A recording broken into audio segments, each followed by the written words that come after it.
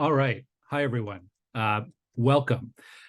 Tonight's information meeting is about the zoning bylaw amendment for 121 Brae Street. I'm Glenn Gower, and I'm the City Councillor for Stittsville. And I want to thank everyone for joining us tonight. For residents, you're taking time out of your busy schedules to learn more about this planning application in our community. So tonight, we're going to have an overview presentation from the applicants, followed by a Q&A for residents where you can share your questions and comments with the applicant team. Representing the applicants this evening, we have Chooks Onwachi, Natalie Tate, and Suzanne Gibson, and you'll be hearing from all of them tonight. So welcome to all of you, and thank you for joining us. When we get to the Q&A, if you have a question, you can either use the raise hand function on Zoom, or you can use the Q&A panel to type in your question, and we can read that question out on your behalf. So you can find both the Q&A and the raise hand. If you're on a laptop or a desktop computer, you can usually find those along the bottom of your Zoom screen. And on a mobile phone, it depends a little bit on which version of Zoom you're using, but usually there's a button or an icon on your screen that you can use. So you can either use the Q&A panel, or you can raise your hand if you'd like to ask your question directly. We're hoping tonight's meeting will be a space for people to learn and to share your comments in a respectful way. We are recording this meeting, and I'll be posting it on YouTube later this evening. We'll also be sharing a copy of the video on my website, that's glenngower.ca, and we'll share a copy of the presentation decks, the PowerPoint slides as well. So before we go to the applicant, I just have a short deck just to bring some of the context around tonight's meeting and the application in front of us. So this is an information meeting for 121 Brae Street. I've gone over some of the details around the agenda for this evening. This specific proposal is a zoning bylaw amendment, which would permit the development of a 3-story apartment building at 121 Brae, and that's at the corner of Brae and Norway Spruce in Stittsville. And the property is currently vacant. The applicant is officially Brae and Gibson Architects Incorporated on behalf of the owners, Natalie and Chooks.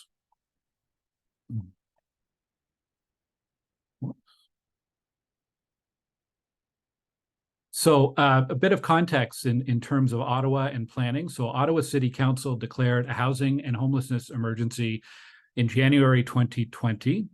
Currently, there are over 11,000 households on the centralized wait list for social housing in Ottawa, and wait times for people who are on that social housing list can be up to 5 years or more. And there's considerable work underway at all 3 levels of government around policy and funding to address the housing crisis. And we know that both the private and public sector have a role to play in building housing in Ottawa. In particular, the provincial government wants to see 151,000 homes built in Ottawa over the next 10 years. And last week, we actually got an update on progress so far. We're in year 1. And depending on the measure you look at, we're on track for about half of that currently. Where we are in the planning process right now, so the application has been submitted to the City of Ottawa, and right now we're in the public and technical review phase. So when an application is submitted, staff ensure that all of the required studies and information from the applicant is available, and then that's circulated to the general public and to internal stakeholders at the city for review. Internal stakeholders at the city can be, or they are emergency services, transportation, water and sewer, all sorts of groups within the city that review the application to make sure that it meets all of the requirements. And typically there are issues raised, whether it's from city departments or whether there's issues that are raised by residents. Then it moves into an issue resolution phase, and the city planner will work with the applicant to go through any concerns and make sure that they're addressed for the final approval to come.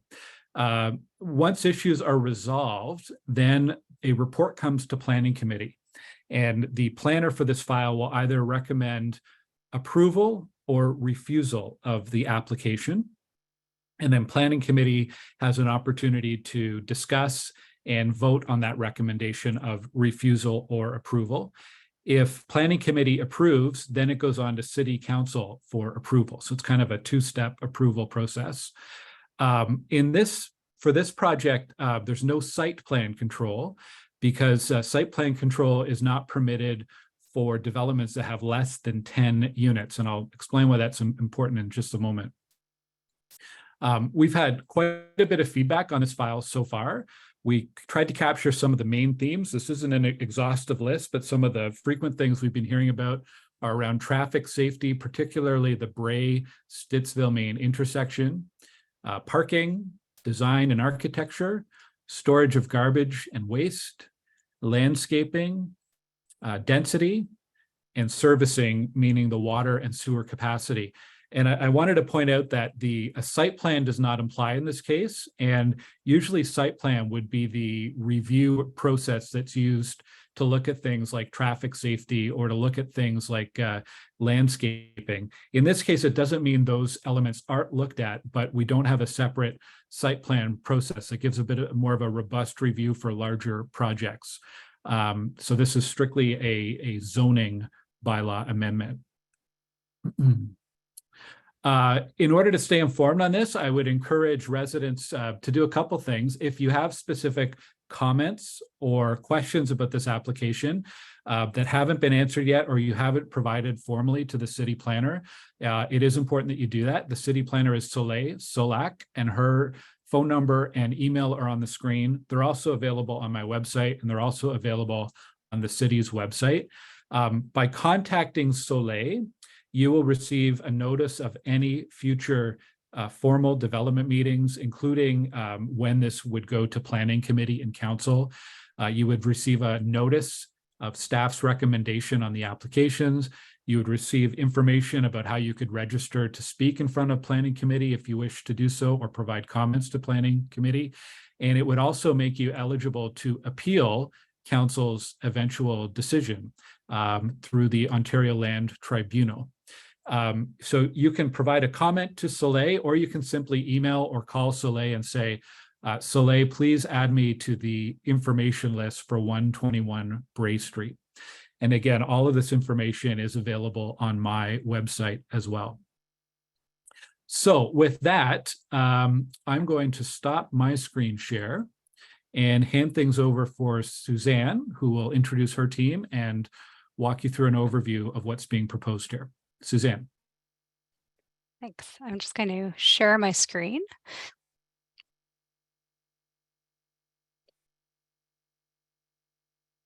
There you go. Are you guys all able to see my screen? Looks good. Yes. Perfect. Great. Well, good evening, everyone.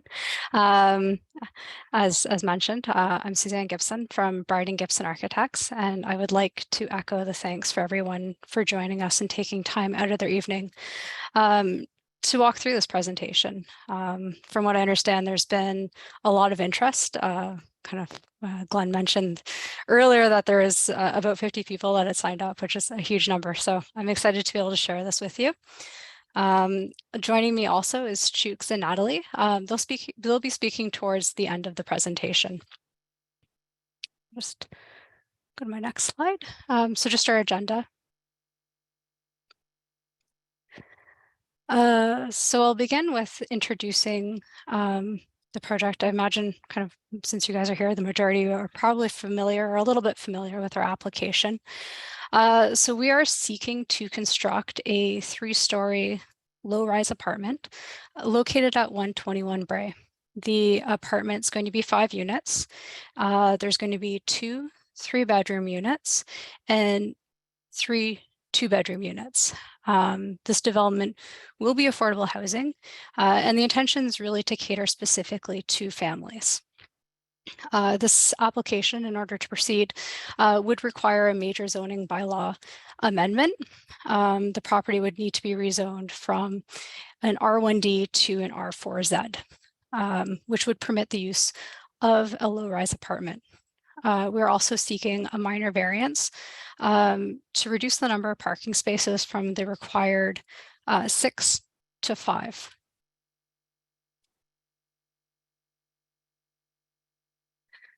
So the purpose of us requesting to meet with the community is to go over our proposal and to hear everyone who wishes to be heard. We want to understand any concerns that there might be with this proposal, and we're really hoping that this is going to be the beginning of a relationship moving forward with this project.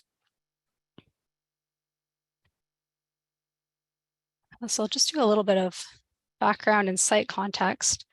I'm sure most of you are familiar with this site.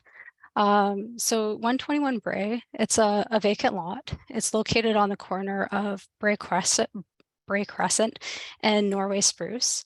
It's located just down the road from Stittsville Main Street, which is designated as a traditional Main Street. On the Main Street, there's a mix of low-rise residential and commercial spaces that vary in density along that Main Street. The area beyond Main Street and kind of in our general proximity is we do have a commercial space immediately across the street. There's an RV storage, I believe. And then our immediate neighbors on the other sides of us are kind of typical suburban, low-rise, low-density homes. Because of the proximity to Main Street, we really feel that this specific site is ideal for our application. It supports intensification. It's located within close proximity to businesses along the Main Street. There's public services, there's libraries, there's schools, post offices, there's bike paths, there's transit routes. And this all aids in creating, I know the city's aiming for a 15-minute community, which means that you can access most of the major services that you need on your day-to-day life.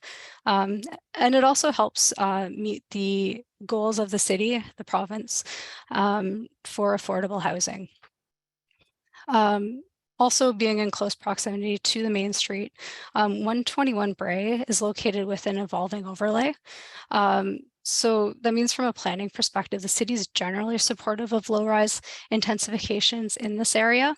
The city official plan also has this noted as a suburban transect, which establishes a pattern characterized by low to mid-rise density developments, which would include the development of a low-rise apartment.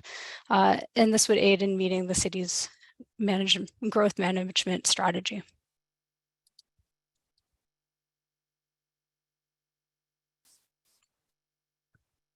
I'll take you to the funner part of it, the design. I'm going to start from the back and then kind of work our way around to the front. So at the rear yard, we have asphalt parking. We have 5 parking spots, one of which would be barrier-free. We will be constructing a solid fence to separate the parking from the surrounding neighbors. And the desire for this is really to, one, to prevent sight of the parking from the neighbors, but also to prevent lights from the cars as they're pulling into their parking spots from shining into the neighbors' properties. We've also allowed for some softscaping at the rear near the parking lot. And this is one to not conceal, but buffer the parking from the street. But it's also an area to help with our stormwater management, to allow the rainwater to percolate into the ground and not directly run all of our rainwater onto the street surfaces. At the side yard, we've tried to define the public and private spaces and carry on the continuity of the street frontage. We have softscaping, trees, and gardens, similar to the typology that you would see in traditional suburban homes and landscaping, and similar to what the neighbors have in this area. We have trees along the streets. We have a walkway. We have a community garden that is fenced with a low ornamental fence and has seating area. And really the idea of the community garden is to foster a sense of community within the building and to allow a space for the residents, the children and parents to have a secure area for play. At the front of the property, we have some hardscaping. Again, we wanted to allow children to have a variety of different surfaces to play on. So we have some hardscaping. We have the softscaping, which transitions towards the road. We have bike storage, and we have the main entrance into the apartments. We have walkways that connect the apartments to Brae Crescent. And I know there was it was mentioned that there was a concern about waste. I just wanted to note that the waste is going to be stored within the building. So on the left-hand upper corner, there's a waste storage room that's located within the building. So there would be no exterior waste storage on this site.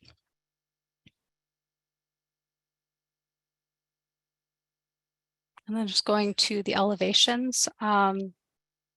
The elevations, we selected materials that you would typically see in a single family home typology, and in the surrounding neighborhoods, we chose kind of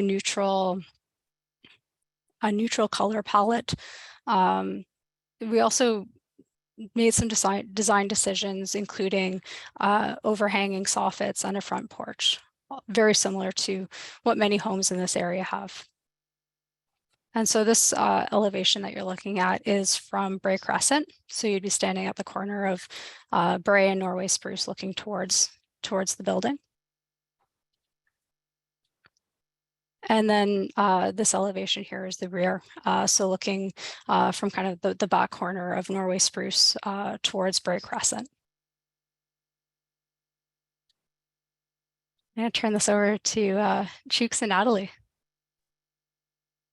Thank you, Suzanne, and good evening, everyone. Once again, thank you so much for being here.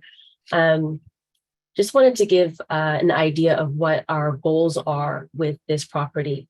So together we own Tayan Investments, and we created Tayan Investments in 2019 with the goal of providing clean, safe, and affordable housing, rental housing, for the growing demand of housing in the Ottawa area. And this is the goal of this project as well.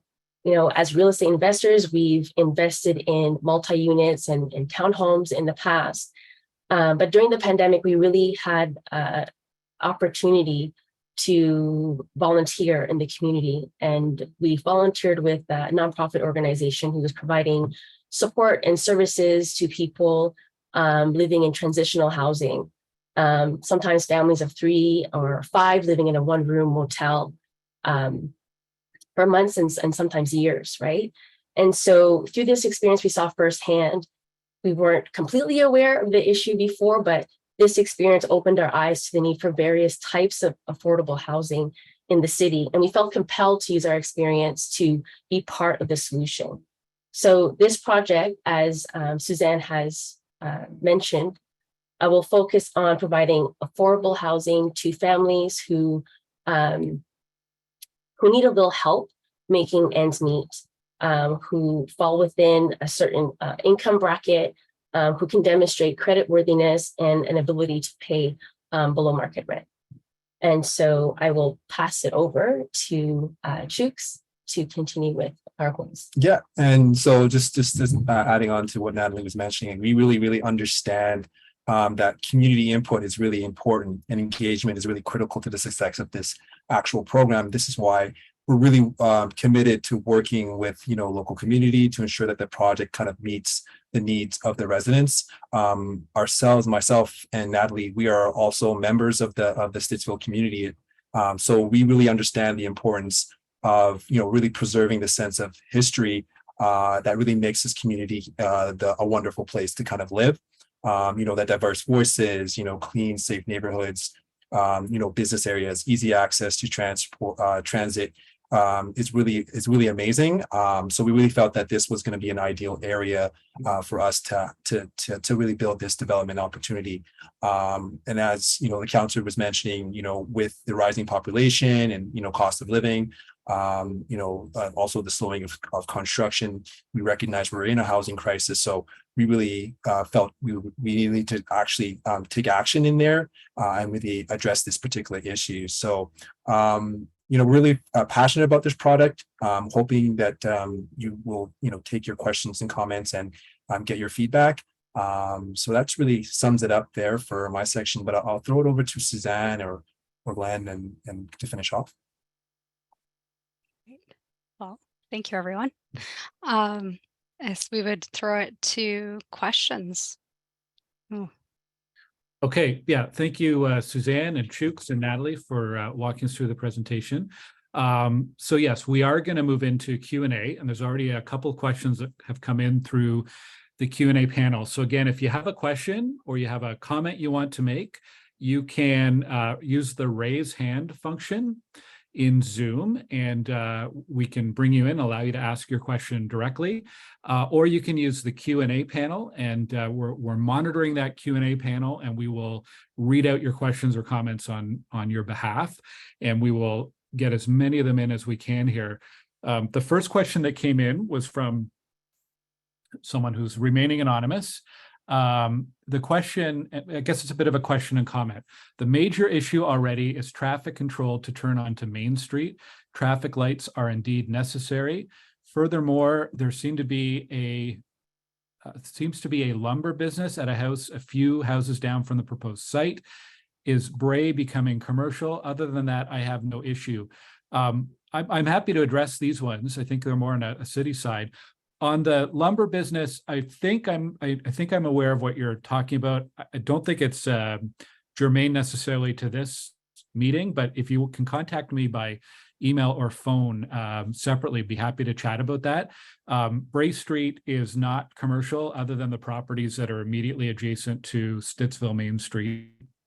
And on the traffic control, it's one of the most frequent things that we've had in terms of feedback on this project. And I'll just bring people up to speed on where we're at with that. First of all, I completely agree. I want to see a traffic light at that intersection for a number of reasons. The conditions there have changed over the last 5 or 10 years. And if I had to pick one spot in Stittsville that's a priority, this would definitely be number one. There's a process we have to go through with the city in order to demonstrate that it is warranted. So there's been a traffic study done in 2019 where it scored 89% to qualify for traffic light. And we did it again in 2021 and it scored 72%, but that was in the pandemic when many people were working from home. You need 100% or very, very close to 100% to qualify. Now, usually the city only does studies every 3 years, but I have flagged this as a priority one. So the last study was in 2021. Usually they wouldn't do it again until 2024. They're going to be doing another study of that intersection about the 2nd or 3rd week of September, once people are back after Labor Day to school and to work and so on. And I'm hoping that we can get close to that 100%, because that would put it onto the list of priority locations for traffic signals. In this location, it would be a traffic signal. There would be upgrades to the sidewalks and crossings at the intersection.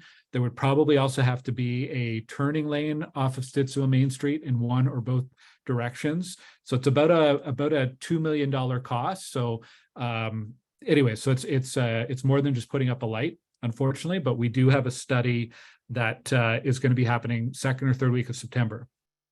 In the meantime, every few months or so, we have done a separate sightline evaluation. So I know there's concerns about where cars are parked. There's a new deck at the coffee shop on the corner.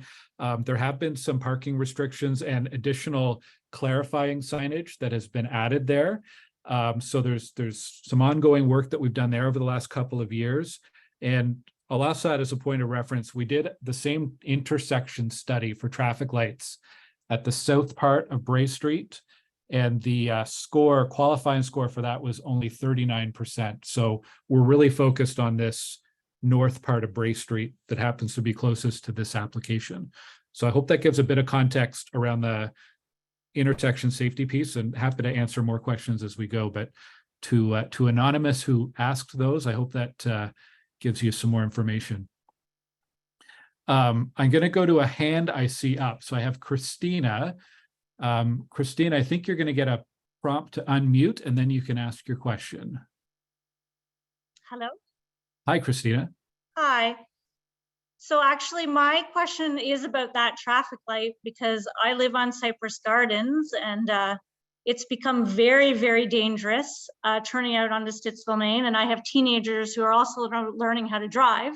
So it's become very, very dangerous with the honey business that has also opened up there, and pedestrians walking all over. And my comment back to what you're saying is, I feel that this shouldn't be approved until the traffic light is there, because this is just going to further the problem and make it even more dangerous. I don't know how many times I've seen people almost be hit, or you're sitting there waiting, trying to pull out for an extremely long time. And it's very frustrating for those of us who live here and have to turn out onto that street every day. It's very, very frustrating and dangerous. So my response back would be that it shouldn't be approved then until the traffic light has been put up. Okay, yes, thank you, Christina. If I could add to what I said before, and I said a lot of information, but I forgot to mention, we also have bylaw, and they have handed out tickets for illegal parking, and that there's a parking spot just to the north part of the patio that was newly built. And unless you have a very, very small car, in most cases, if people are parked there, they're too close to the sidewalk to be an illegal parking situation. So we've asked the owners of the building there to add no parking. It's on private property, so we can't install our own city signage. And I meant to go by today to see if it was up yet, but that's an area where people really should not be parking unless they have a very, very small car. And if people do see issues with cars parked in a way that the road is blocked, please do call 311. They're very aware of this location because there are a lot of calls that go in, but if you see anything, it helps to create that record, helps me advocate as well for more proactive enforcement if there's a good record of calls coming in. On the intersection, and whether or not we could pause this development until the intersection is built, we cannot under Ontario planning law. So we can't hold up an application because of traffic. And I want to clarify that it doesn't mean that the traffic's not important. We are trying to work on that concurrently and separately from this application. And it doesn't mean that this application as is will be approved, right? It's still going through this review process by city staff, but we can't put intersection upgrade as a condition before the construction, before they can get a approval or a building permit. So I just wanted to clarify that piece. Christina, did you have any other questions or comments you wanted to share? Well, the other thing I just want to mention was that you mentioned honey, that there's been those bylaws, but it's also on the right. Cars also park on the right, and that also you can't see. So if you're pulling out and there's a car parked in front of honey and there's car parked on the right, well, now I'm pulling out blindly on the Stittsville Main, hoping I don't get hit all the time when it's busy. So it's not only that business, but it's also to the right. There's a little spot where cars park, and you can't see. Do you mean on Brae or on Stittsville Main? No, on Stittsville Main. Stittsville Main. Yeah. Okay, I do know where you mean. Yeah. So Yeah. it's just a really dangerous intersection, and by building more people living there without having a traffic light, it's just going to get worse and more dangerous. Yes. Okay. Thank you, Christina, for your comments tonight. I'm going to go back to our Q&A panel. There's one comment. It's from Howard, and it's basically 3 words: visitor parking space. I'm going to assume, Howard, that, well, Suzanne, maybe if you could just go over again the requirement for visitor spacing, or what is being proposed for visitor parking space. Sorry, I was just trying to find the end. So the parking, the required parking spaces to meet the zoning bylaw is 6 spaces, and we are requesting 5 spaces. And is there like a rationale, or can you explain why you think that's appropriate for your development? Yeah, part of the reason is that this is catering to affordable housing. So there's the potential that not everyone is going to have a vehicle. We're also it's in creating a 15-minute community and having all of the services that you need located close to your home. You can live, you can work, you can go to school, and you don't necessarily need to have a car. So it is possible. I know, being in the suburbs, most families have, 1 or 2 cars. But when you're living close to a main street, it's not necessary to have a car. So there is the potential that not every family living in this development will have a car. Okay. Thank you, Howard, for your comments. I'll go to another Q&A. This is from Mike. Mike's question is, why do you believe that a low-rise apartment is appropriate in an older established neighborhood of single-family homes? He says a single-family home or a duplex seem much more appropriate. One of you want to answer that, Suzanne, or? Yeah, so this is in close proximity to the main street, which is an evolving overlay, which does support, low-rise apartments. It supports intensification, and I believe the purpose and like the city's plan to have these overlays and these transitional areas is that slowly, as communities build, you're going to see more intensification on the main street, and then that is going to start to come back, and it is part of the city's official plan. Okay, thank you. I'm going to go to one of our hands up. We have Francois. Francois, I'm going to allow you to talk, and you'll have to accept the unmute prompt. Thank you. Thank you for the presentation. Thank you, Councillor, for the opportunity to comment.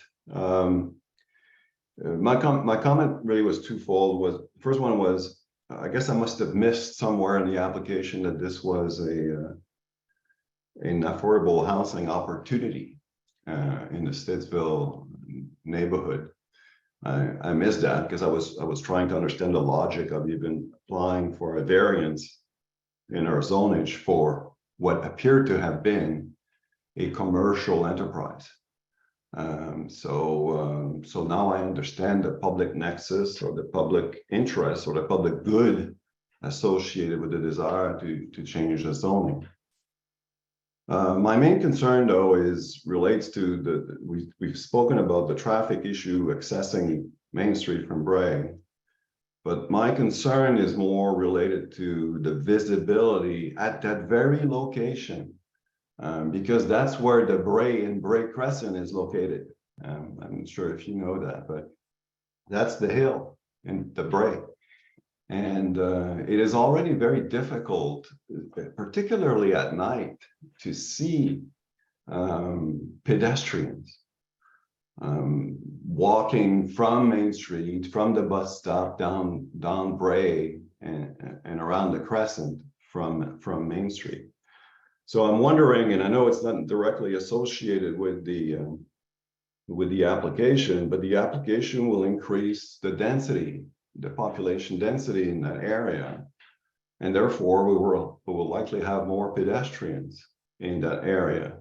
So my question is, and my concern is primarily with pedestrians walking up and down the Brae towards Main Street or down from Main Street, whether there's any notion of having sidewalks to keep those pedestrians safe, particularly at night.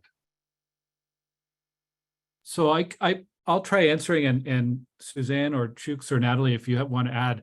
So this application does have sidewalks fronting their particular property. The city doesn't have a plan to build sidewalks in the near term along that stretch of Brae, because it's very expensive to do so for the city, because this is an older area without full stormwater management and so on. But the intention would be, if there is future development between Norway Spruce and Stittsville Main Street, that there would be a request of the people developing those properties to continue the sidewalks or other pedestrian safety or cycling safety measures in front of their part of the property. So over time, you would see an improvement there. Adjacent to that too, I mentioned some of the sightline studies and so on. We've had a number of, I don't know, investigation, studies by our traffic safety around the issue of the hill and the sight lines and speeds. And there have been some small changes to parking that's been made over the past, I'd say, 2 or 3 years. In terms of the Highway Traffic Act requirements for sight lines and speed and hills, it does check the boxes for what needs to be there. I do recognize, though, that we still have some drivers who do drive very quick on this part of Brae Street, and it does cause safety concerns. So we're going to continue to, take advantage of any city programs, any studies we can do, any funding that we might get from other levels of government, any safety funding to keep trying to address any issues that come up, and then have applicants, as they're making improvements to properties, make that investment in the more permanent changes fronting their properties. I don't know, Suzanne or Chooks or Natalie, if you had anything else to add context to that. I don't. It definitely, I think it's more of a city item.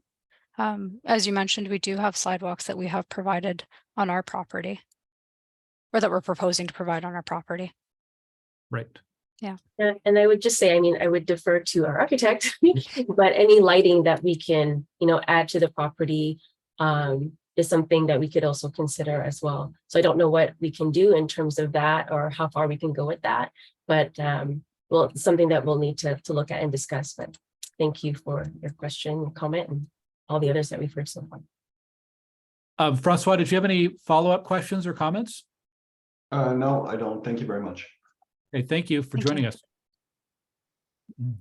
I'll go to the Q&A panel. We've got lots of questions. This is good.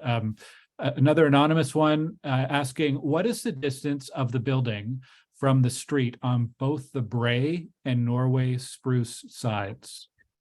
Yeah, that's a great question. So we are building right up to the setbacks.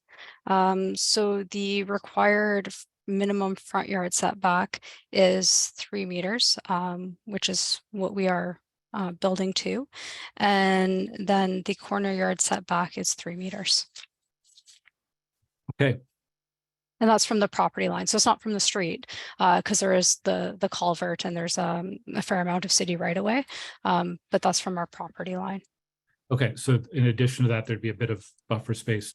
Yeah, absolutely. I can open the drawing and give you the dimension to the street as well. Maybe we want to move on to the next question. I can circle back with that dimension for you. Super. Okay. Another question about the hill. This is from Mike.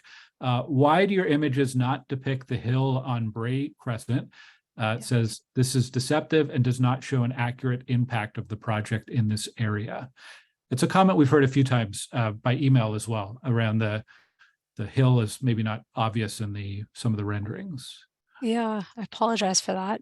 Rendering hills is always a challenge. So yes, this property is sloped, right? So from Norway Spruce and then going away from that, the property slopes up.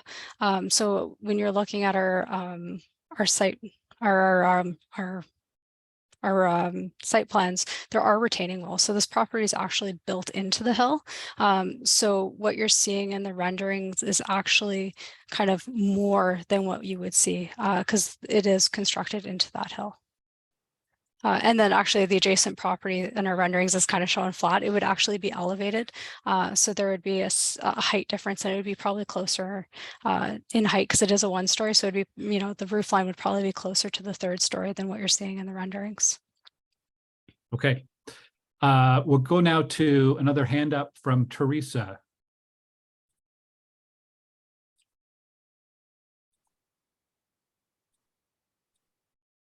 Teresa.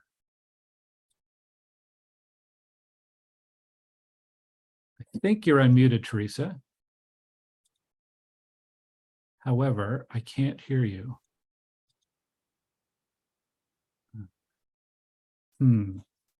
Teresa, we can't hear you, and it looks like you're unmuted.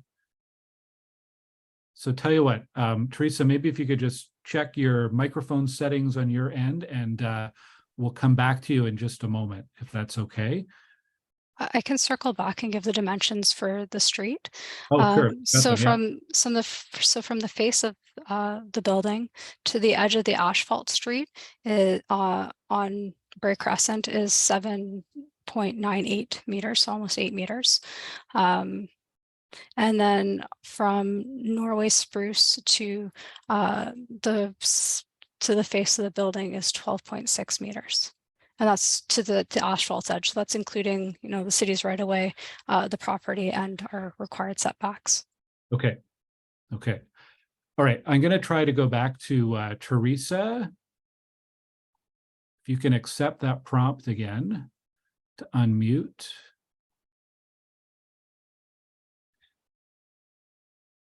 We'll see if we can get you on.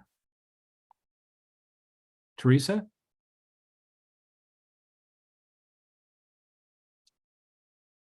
Teresa, I'm sorry, we can't hear you. If you can type your question into the Q&A, we'll look for that question and I'm happy to read it out on your behalf. I'm sorry we're having technical difficulties hearing you today. I'm going to go to our next hand up. It's there's no name, but it says Zoom user. So if you're seeing a prompt to unmute, this is Zoom user. Hi, it's Glenna Hall. I actually also live on Cypress Gardens, and I've got twofold concerns. First of all, I'll deal with the number of parking spots that are being allotted, because effectively what you're allowing is 1 per unit. And essentially in this area, and again, I think it was Francois that said, we're not aware that it was affordable housing, because I read it as well, and I didn't see anything as far as affordable housing. But regardless of that, it is very rare for anybody in Stittsville to only have 1 vehicle. And so I think that the lack of, to only have 5 spots for 5 vehicles is a concern, number 1. Number 2, the lack of any, and I mean any visitor parking is problematic, because both Francois and Christina have said, the amount of traffic on Brae Crescent is significant. And when you come over that hill, and I do that a fair amount, either in the daylight or in the evening, there are always, and I will say always, cars parked on either side. So this is not necessarily just a city, an architect or an owner issue here. It is also a city issue. People park on both sides of that road. You come over that hill either during the day or at night, you don't see those cars. And that's problematic. And it's not because you're going fast. It's because the lights on vehicles don't follow the line of the road. They don't do that until you come over. And again, with that, and I'll say that you're saying, even if you don't have the parking spot, saying people are going to take public transit. On top of that, and I echo somebody else's concern, I think it was Francois said, there are no sidewalks. There are no places for people to walk. It is dangerous. There are no street lights. There are very few lights coming over that. You do not see people at night or even in the dusk. So that's a nighttime issue. But even in the daytime issue, and this is, again, this is more city than it is the development itself, because of where people park for both the Honey Cafe, the window place, the manufacturing place, where they load up the cars, even though they're maybe parked within allowable parking spot, they're longer than what they should be. So their parts of their vehicles are actually already on the streets. You go around that, and then you go around people that are actually walking towards Honey Cafe that are parents that are pushing baby strollers. This is dangerous. And I have almost hit several people, and I don't drive fast coming around that corner, but people do not pay attention. So to me, in my view, that's an accident waiting to happen. So it's a huge parking issue, parking, traffic, volume of traffic issue. I echo, I think it was Francois that said, as far as and I think Glenn, you said that you're aware of the activity of the person that has the wood place on the corner. There are always vehicles parked there. They're on the street. So you're trying to maneuver around that. And a lot of times of the day, it is actually only a one-way road. It's challenging, it's unsafe. And so that makes it difficult for the residents. And I not want to say that we're special. We're not necessarily special. We're trying to make it safe for all the people. And so that makes it difficult. And I echo everybody else's concern about trying to turn onto Main Street. And I think I said this when you were around the house, when you're running for like in the re-election campaign. I've gone out there and it's taken me, and I timed it in the worst case one day, it was 12.5 minutes to turn left from Brae Crescent onto Main Street. 12.5 minutes. I had to wait for a safe area to turn left. This is just going to make it worse. So that's okay. So that's kind of my concern. So I'm going to keep going because I'm on a bit of a roll here. The other aspect, I said that right now there is construction going on Goulburn. So there's 2 houses being built, plus there's another house that's having a 2nd story being built on it. I don't know how much you're aware of that, but if this gets approved, and I'm totally in support of the infill and actually affordable housing, but there should be no, in my view, unless it is absolutely critical, there should be no construction traffic at all on Brae Crescent. It is already dangerous enough. If you're going to do it, it's got to be in Norway Spruce. It is just, even now it's not safe, and it becomes problematic, and that's just going to make it worse. Because even now, coming up Goulburn towards like us, towards the live on Cypress, and I think Christina would probably agree that that has been not a very manageable situation over the summer. Anyway, that's one of my 2 cents for that. Yeah, thank you. Well, okay, certainly noted on the parking and the safety. And by the way, we are sharing this link to the YouTube with the city planner, and I have my team here as well taking notes of issues that come up. On the final element that was raised around construction impact, Suzanne or the team, is there any comment you have on that? Yeah, absolutely. We do have just in like the area where we do have our proposed parking. I think we have a sufficient space that we should be able to do most of our construction lay down within that area. So I think it's very reasonable not to have any construction on Brae. There may be some points where we're tying into, sanitary and water, so there might be some construction, but we certainly can limit the amount of construction to just the absolute essentials on Brae and keep everything else contained within our site. And I do have a thought for parking too. We have done some developments recently in Vanier where we don't actually require any parking. And one of the solutions that the city has implemented is that it's written on title that there is no parking on site, and street parking is not accessible to the tenants, and then it's written into the tenant agreement. So it's it's on the onus is on the owner, and then it's again transferred to the tenant. So there is potentially a way that we could address some of these concerns with the number of parking spaces through that means. Yeah, no, just a second on to that, I kind of agree, are in full agreement with that approach, Suzanne, and particularly with the construction business piece on Spruce. I think there's definitely, and we noted it down as well as an important piece. So I think that is going to be something that we'll incorporate and make sure that our construction company is aware of and can limit that activity on Brae as well. So I think that's a really good point. Okay, I'm going to go to the Q&A panel again. There's a couple of questions, I guess, about residents and operations. One is about garbage. Sure. Who puts the garbage out on garbage day? Is it the tenants? And how's garbage managed in an apartment building like this? That's from Phil. Yeah, we have a garbage room Yeah. who actually takes it out. So that would be a property maintenance company's part of their job to do that, to make sure that the garbage goes out when it's supposed to. So that would be the job of the property maintenance company. Okay.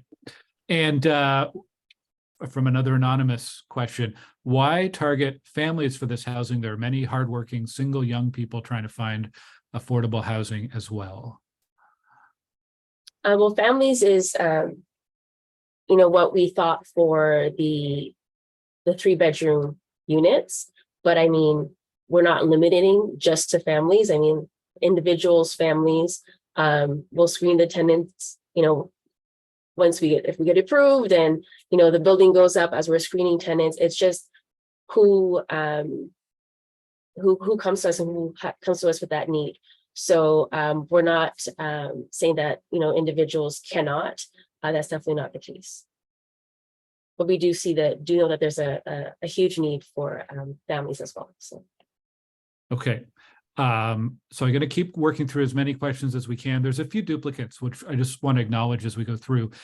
Julia, a comment, this will create more flow of cars, which will slow things down. There's another question from an anonymous listener about parking. Again, asking why 5 parking spots are considered enough. I think that's already been addressed earlier. There's a few other questions about parking we'll get to soon as well.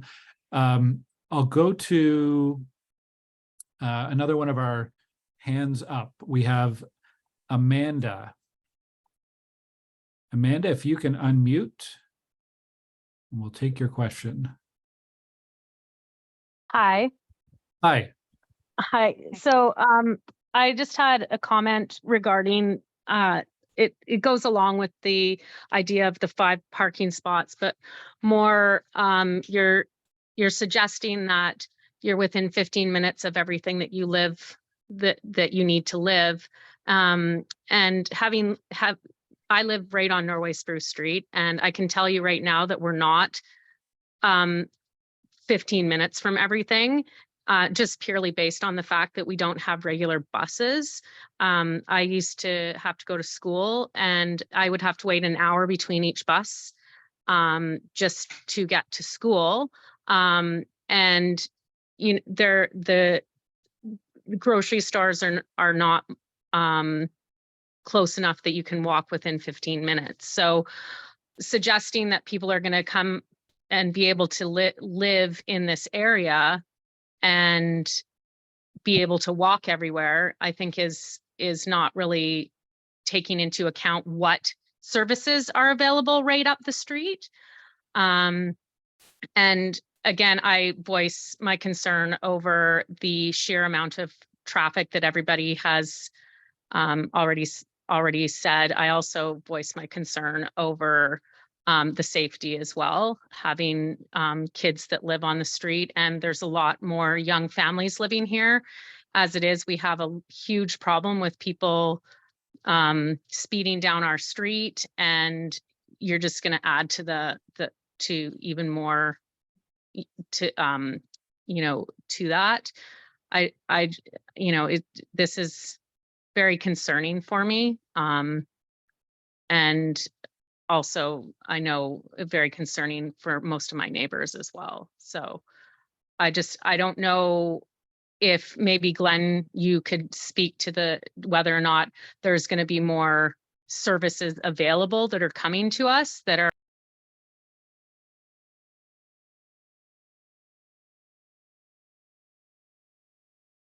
I think we lost you there, Amanda.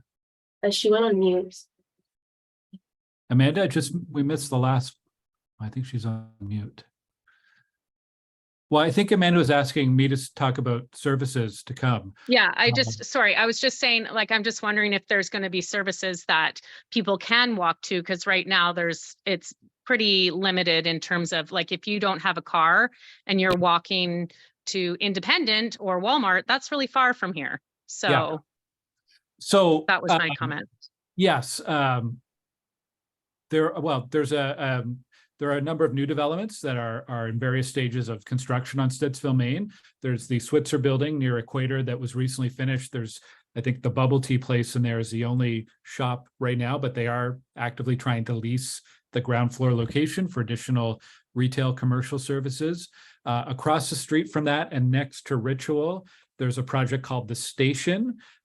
They've been on hold for a little bit just because of the housing market and some of the interest rates and so on, but they're planning to have shovels in the ground soon. That includes a restaurant on the ground floor. And what I see happening on Stittsville Main Street is similar to what we see on other main streets across the city, where eventually you see a continual development of more shops and services, But one of the reasons why there aren't more shops and services on Stittsville Main Street is because the density is quite low. And so it's a bit of a chicken and egg problem. If there were more people living near Stittsville Main Street, it would be more attractive for businesses to set up shop on Stittsville Main Street because they would have more customers nearby. So it's a little bit of an ecosystem there where we will see more shops and services getting set up. We will see more homes, singles, townhomes, low-rise apartments, like at the Switzer and so on, and infill development. So we'll see more people, and both of those kind of it's like they work off of each other. More residents equals more services and businesses. More businesses and services tends to attract more people as well. 20 years ago, Stittsville Main Street was very much focused around Stittsville, Main, and Abbott. It was a really vibrant and diverse area of shops and services. There used to be a police station on Stittsville Main Street. That started to move up towards Hazeldean with the opening of the Independent and development on Hazeldean Road. I think over the last 5 years, we've started to see more interest in development towards the southern part of the street, towards Carlton Cathcart. So I suspect we're going to see that continue to evolve in the next few years as well. If I may add too, I understand that in the transportation master plan, Stittsville is identified as a transit priority corridor. So from that, I take away that there's going to be at some point additional OC transpo buses on that route. We understand that phase 3 is going to be extending to Stittsville.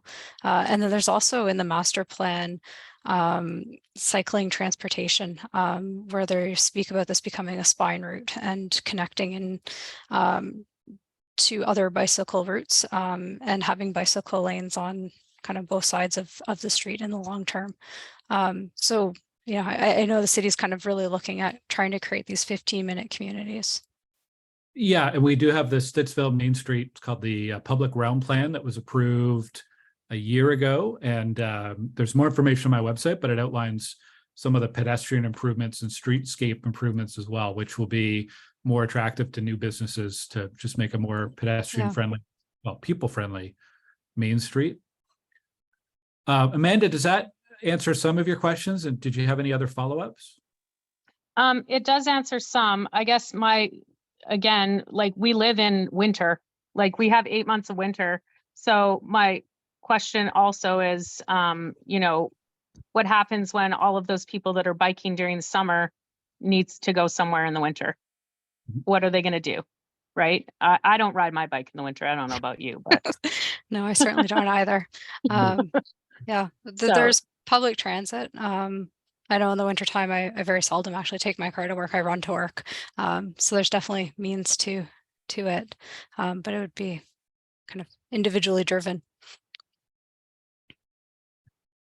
Okay, thank you, Amanda, for your question and comment. This is maybe related to the last question. There's a Q&A question from Cheryl. What is the Stittsville plan for urban development?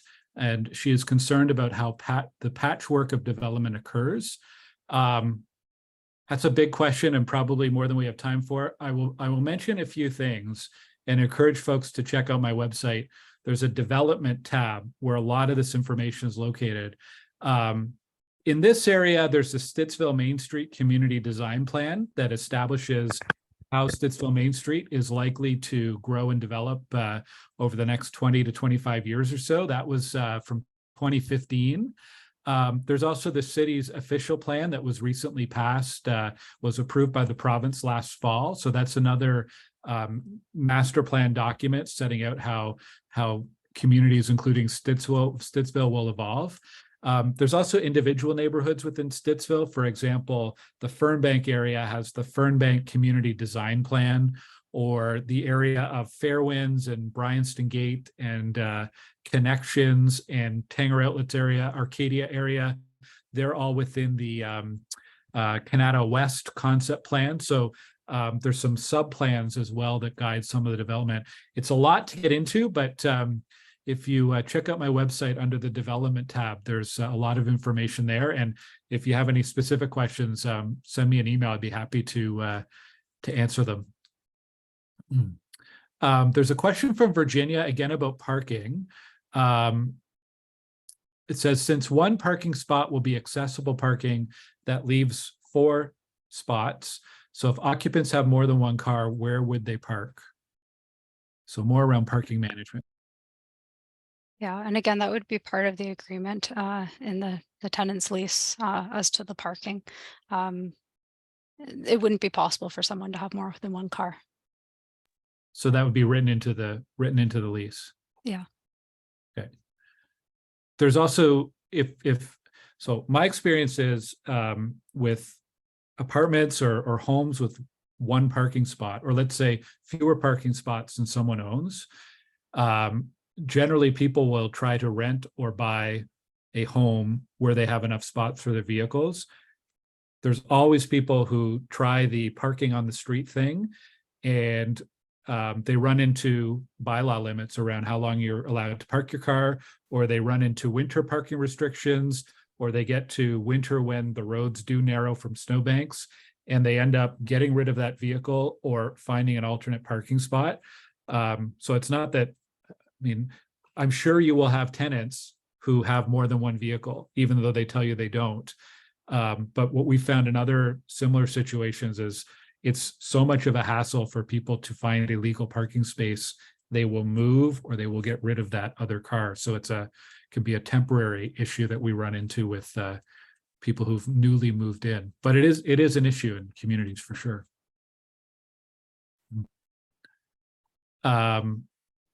There's another question from Allison, a very similar question about the reduction of spots, noting the potential number of occupants and the 5 parking spots and traffic in the area. I want to go back to one of the residents with their hands up. We have Nina. Nina, once you've unmuted, you can go ahead.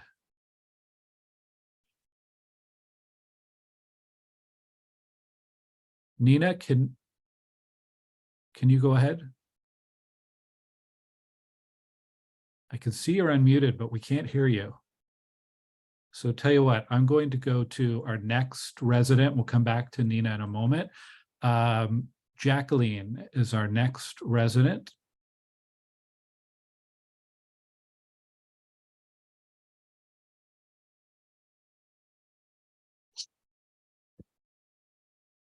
Jacqueline?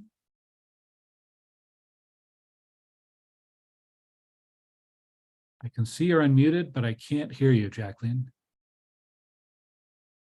Can you hear me now, Glenn? Yes. Yeah. Yes, Okay, we thank can. you. So a few comments. I won't go into the road, Brae, because everything that everyone has said, I agree. I've lived here for, I think, 24 years, and that part of the Brae Crescent it's a disaster and it's an accident waiting to happen. I think it's only a matter of time before someone gets killed on there. But I would like to speak about the parking.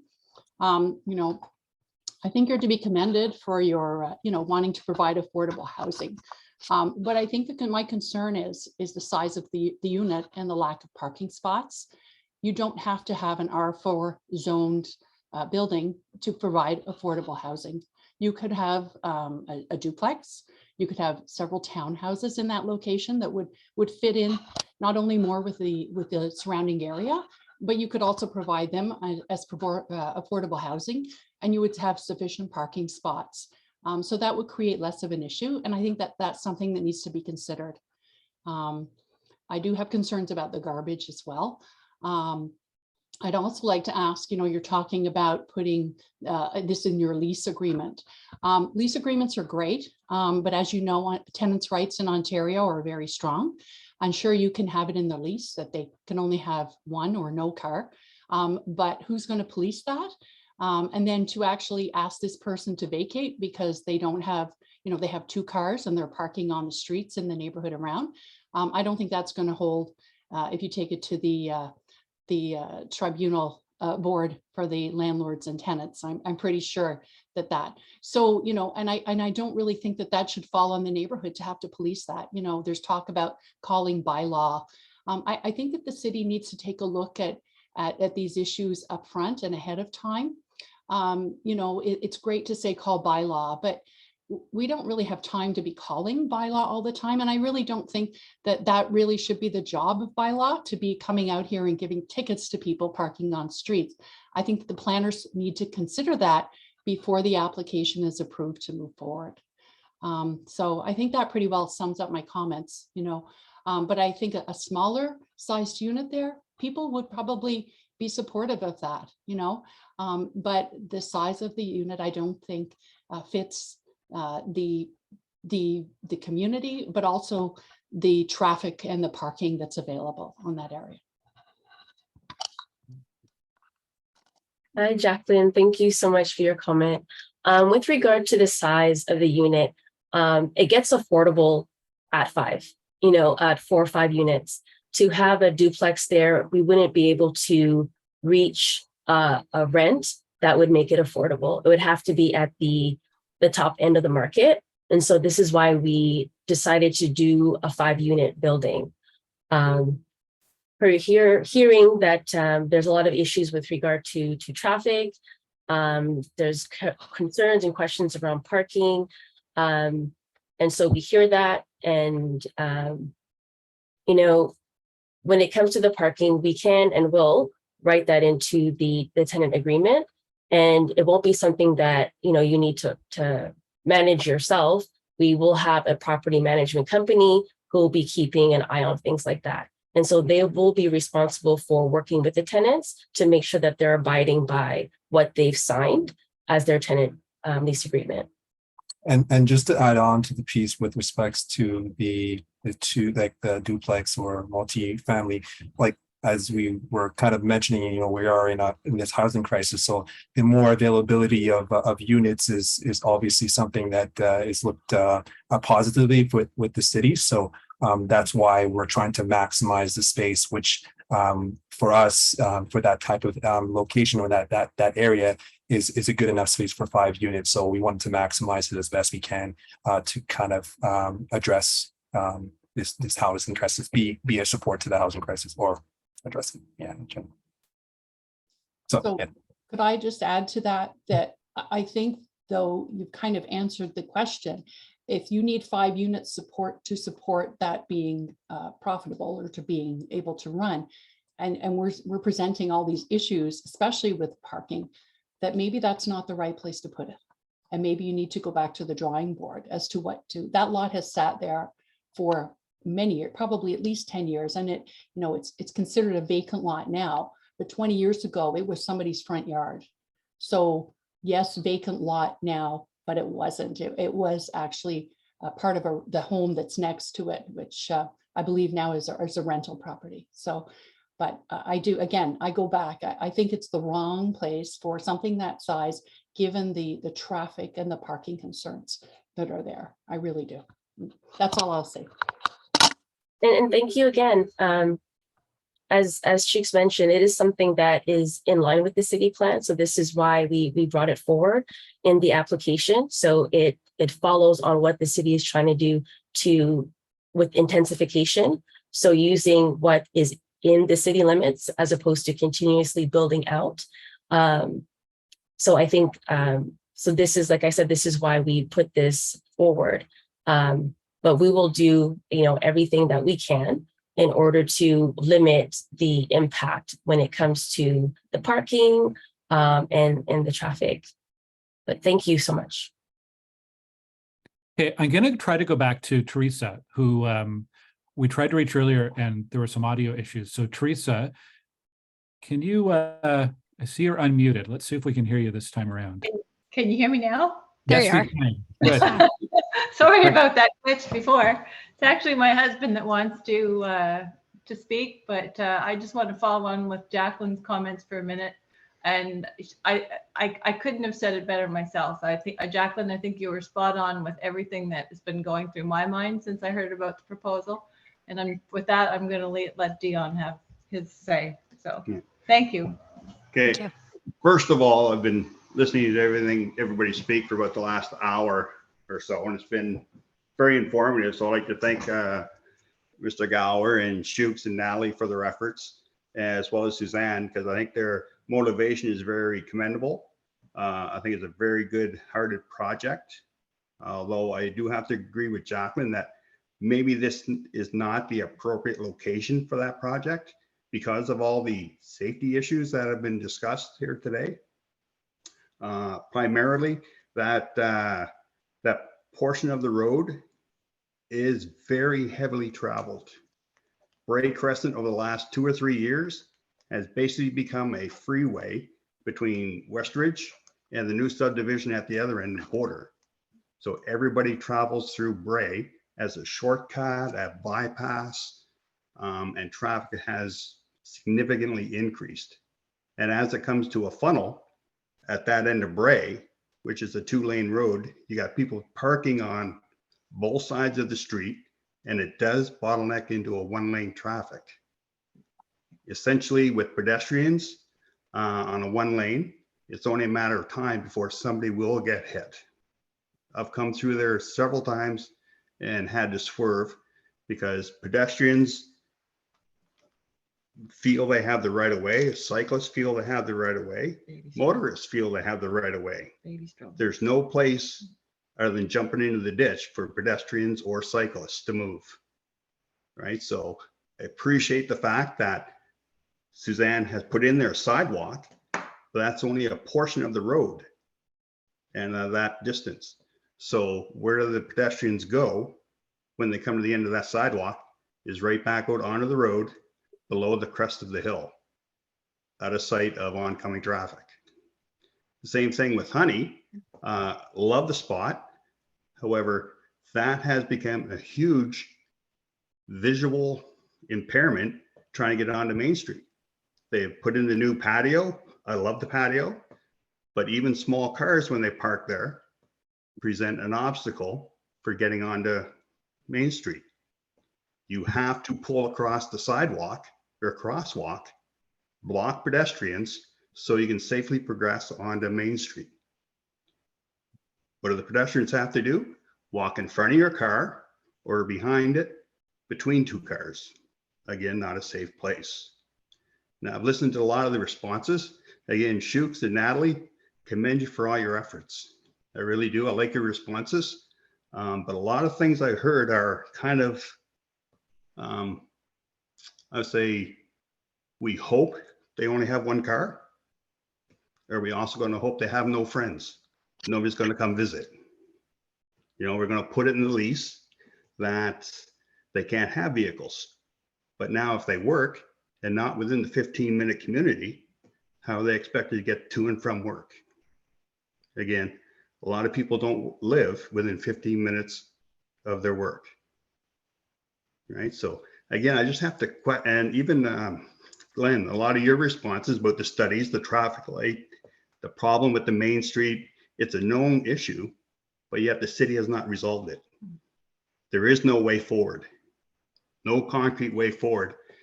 And I feel that if this project goes forward, it's only going to exacerbate the situation. But once the project goes forward, there is no turning back. So I think you can tell by the majority of comments, it's mostly safety. It's a safety issue for the residents in the local area. They don't want anybody getting hurt. It's for their safety, the safety of their kids, the safety of any potential occupant of the 5 or the low-rise permit building. So I think until the city resolves that corner, resolves the visibility issues, that maybe that location at this time is not an appropriate location. Right? So, I mean, I'd love to see something go in there.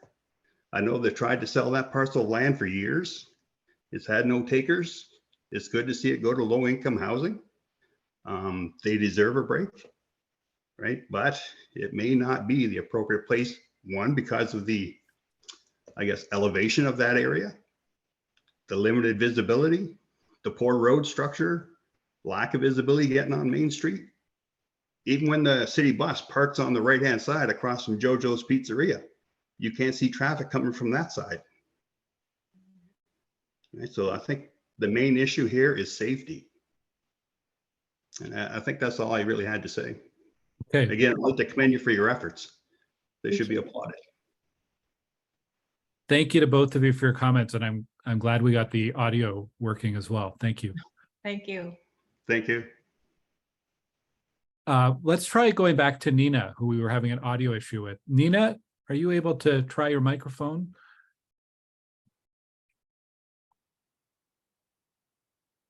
Unfortunately, I don't think it's working. So Nina, if you're able to type your question into the Q&A, we can watch for that, and we can ask that on your behalf if you can do that. We're going to keep going with folks who have their hands up. So Virginia, if you can unmute and go ahead.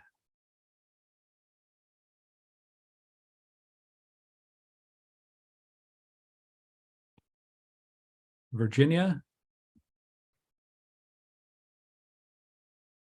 Unfortunately, we can't hear you, so we'll come back to you, though. We'll come back to you. Let's go to Anna.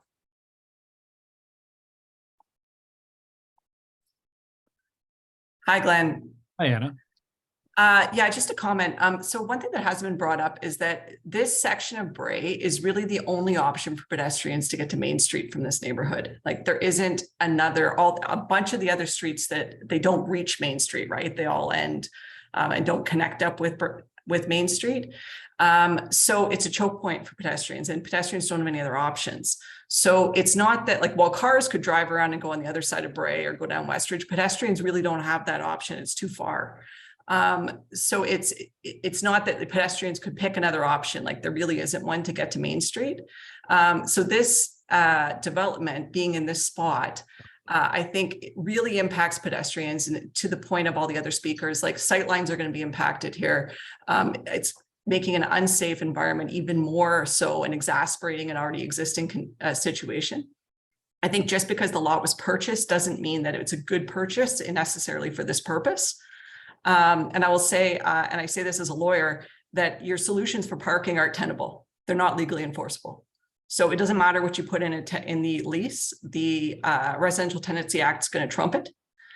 There's no landlord-tenant board that would evict someone based on having two cars. And your property management company has no jurisdiction off the property. So they can't do anything if anyone parks on the street. So your solutions don't work.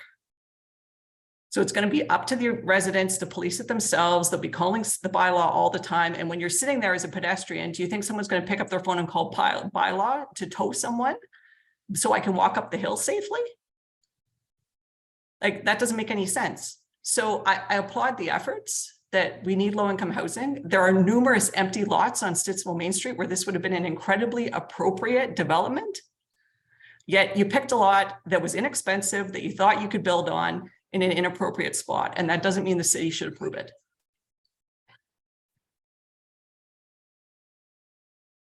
Okay, thank you, Anna. Did you have any other comments or questions? No, that's it. Thanks so much. Okay, thank you.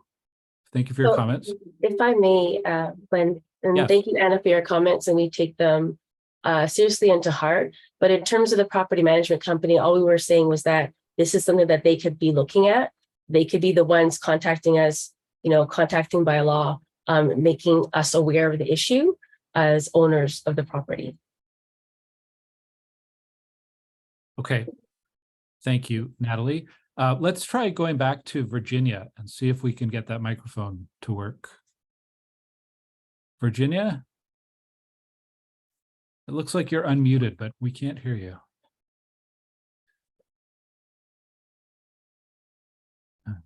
I think I saw a couple of questions from you in the chat, so if you will definitely get to that one, and if you have any additional ones, please type it in the Q&A and we will ask on your behalf. Let's go to another resident, Tanya. Hi, Glenn. Hi, everyone. Hello. Hello. I wasn't able to sign in for the beginning of the meeting, so I apologize if I missed this information, but could you offer some clarity on the affordability aspect? That was new to me. And I was just wondering what you mean in terms of affordability with regard to this particular proposal. Thank you, Tanya, for your question. So Affordability is usually within a certain range. 80% of the average market rent is what's normally considered as affordable. And that would be according to CMHC. Do you have a ballpark range of what the rental prices might be? Because Not 80%, if it's still $2,500 a month, isn't actually affordable to a lot of people. Yeah, not at this time. But it is the reason why we're doing this. It is the goal of our project, is to ensure that it is affordable. And with that definition in mind. So thank you. Thank you. That's a good question. Let's go to Heather Lynn. Hello. Hello. Hello. Hi, thanks. I will not talk about the parking and street safety because everybody has already said plenty about that. But it is true.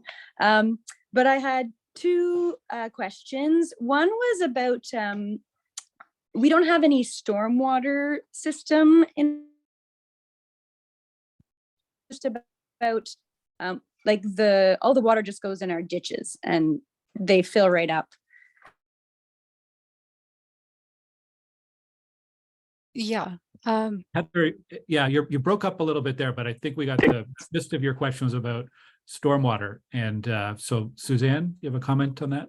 Yeah, so we are going to be managing stormwater on site. We have flow control on the roof. So the stormwater that's landing on the roof is going to be controlled. It's not just going to flow into your stormwater and overload it. For the parking, we are directing some of the stormwater towards the ditches, and we have had a civil engineer do a stormwater management report and make sure that it is in compliance with the City of Ottawa's requirements. So we do understand that you don't have stormwater and it's all culverts running along the perimeter of the property. Okay, so there will still be a ditch along there that will collect the water. Yeah, we still have the ditch, and we won't be overloading the ditch. We'll be managing the water so it slowly permeates into that ditch. Cool. And then my second question, I guess, was about precedent. And again, in reading the proposal, I didn't see anything that was talking about it being affordable housing. Is there actually something in the zoning that, or anything in it that requires it to be affordable housing? No, there's no requirement for it to be affordable housing. Right. So then as a precedent that it would set for the neighborhood, anyone else could do this kind of a thing and build a similar kind of property with a similar parking structure and not set it up as affordable housing. So people would be having two cars in those kind of situations. So I guess my question is, and there's nothing in this that sets it up any differently from if any of the rest of us on the street who have larger properties decided that they would divide up the property into 3 and try to put units on them with this kind of situation. That this does set a precedent that could be done. Depending on where they're located on the street. So the City of Ottawa has highlighted a certain distance kind of extending beyond the main street of the evolving overlay. And so in the area of the evolving overlay, the city plan is that it is intended for intensification. So right now, as the city's plan reads, the intention is that that area could be intensified. So I don't know if it sets a precedence, though I think the precedence might already be there. Perhaps nothing's been built yet, but this is the way that the city has worded it. It certainly would appear that the city would support that type of development. Okay, so that is the intention for this neighborhood, and this just is the first instance where it's actually happening. Well, and it's not the whole neighborhood. It's just the area extending just beyond the traditional main street. Okay, yes, yeah, I'm on Norway Spruce Street, so that would be in that the whole side of the street that backs onto Main Street, presumably, right? All of those parts of it are. A lot of Norway Spruce. I don't know if all of it is, Heather Lynn. And there's also conditions around transition. There's a lot of other conditions, so it's not an automatic approval of that, but it could be considered along Norway Spruce because it's very close to Stittsville Main Street. Okay. Any other questions or comments, Heather?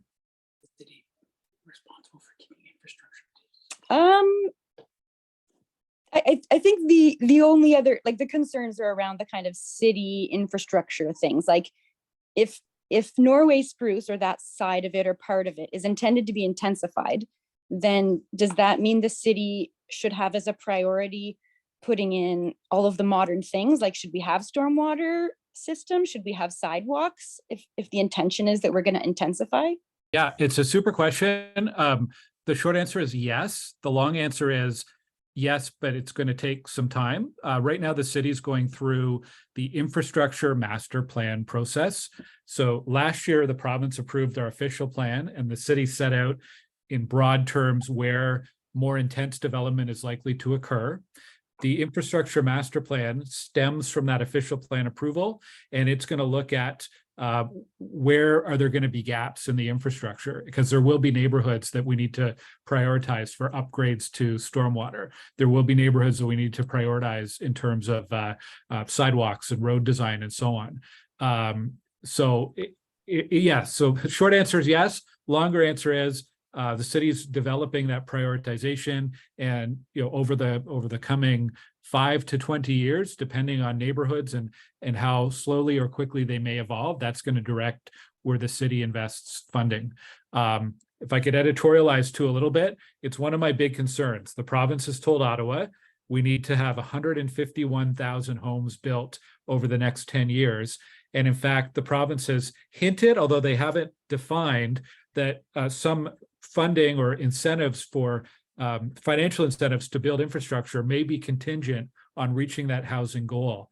But as a city, we have a real financial problem, and that the growth is happening a lot faster than we have the budget to cover a lot of the infrastructure and services that are needed for that growth. So it's a real funding gap that we have right now, because our main source of revenue is from taxpayers. And if you start all of a sudden raising property taxes, you end up with a whole different affordability issue. And property tax system is incredibly inequitable and unfair way to tax property owners, because it's not linked at all with the ability to pay. Anyways, I could go on and on about that, but it is definitely a concern of mine. And I think the biggest, if we're looking to the provincial or the federal government, who are talking all the time about housing policy, the biggest thing they could do to help cities would be to give us several $100 million to catch up on our infrastructure upgrades. And whether it's a road project or a sewer project, or helping Hydro Ottawa with some of their upgrades to resiliency of their equipment, we really need that in the coming years to help manage the growth that we're likely to see in Ottawa. For sure. And does having a unit like this go in put us any higher up on any lists for see, look, Well, we have more units and we need this stuff?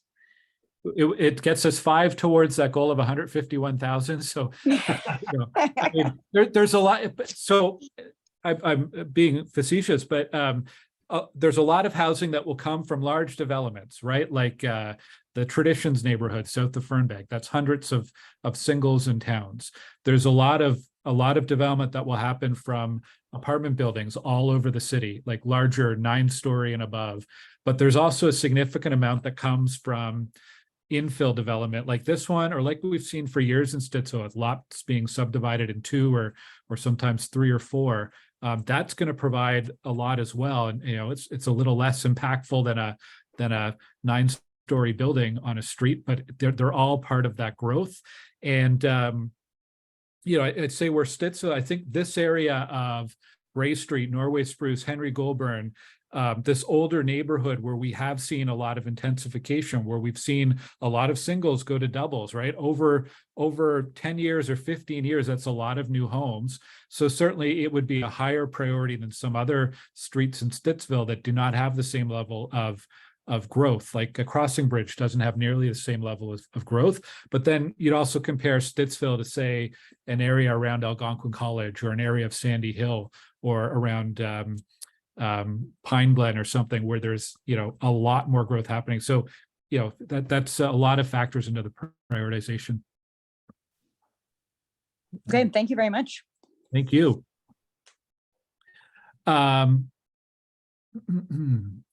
Let's see.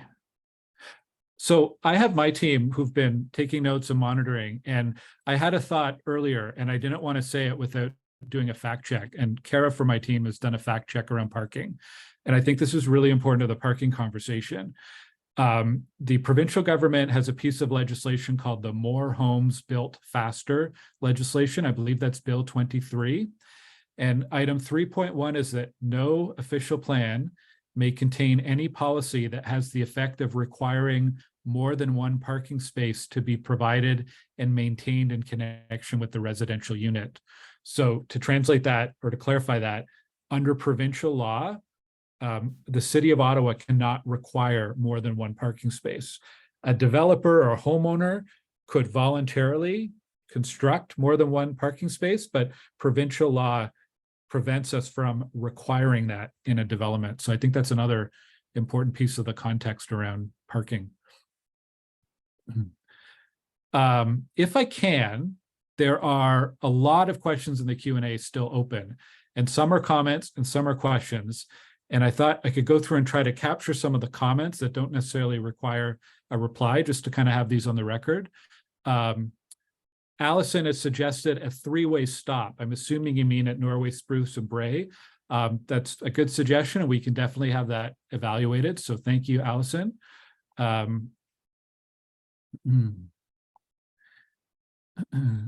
Another note from Heather around Stittsville main traffic, because Brae is a pronounced hill and there are no sidewalks or space to walk on the shoulders. It's very dangerous for pedestrians. So another piece of feedback we've heard a couple times today.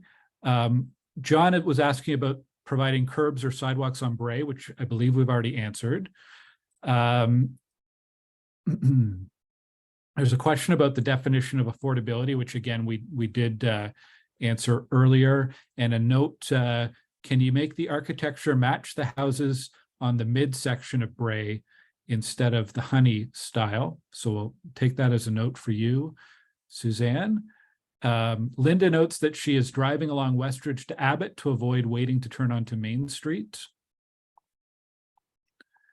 A note from an anonymous contributor: the development is creating an incredibly unsafe environment for pedestrians. Again, noting many of the same things around Brae Street, the narrow street, the hill, concerned about the tall three-story building creating unsafe sightlines, and concern about parking again. Mike says there are plenty of empty lots along Stittsville, Maine. Why not build there? There's a question about what would happen to 125 Brae, I guess, which is next door. So we don't have any information about future development plans for the neighbors. So unfortunately, we cannot answer that. However, if there ever wasn't a thing, there'd be notification to residents and so on. So there'd be a sign up likely on the property as well if it was being ever redeveloped. Snow removal. Let's go to that question. Can you explain how snow removal works? Who's responsible? So yeah, we'll be contracting a snow removal company for the property itself. So that will be a contractor to make sure that snow is cleared in the area. So that's going to be no problem. Okay. A lot of the questions in the Q&A are duplicate. So I just want to make sure we're not missing any new ones. So bear with me as I look through. Parking and traffic are concerned. Sidewalks along Brae Street. One resident would like to see R2 zoning rather than R4 that's being requested.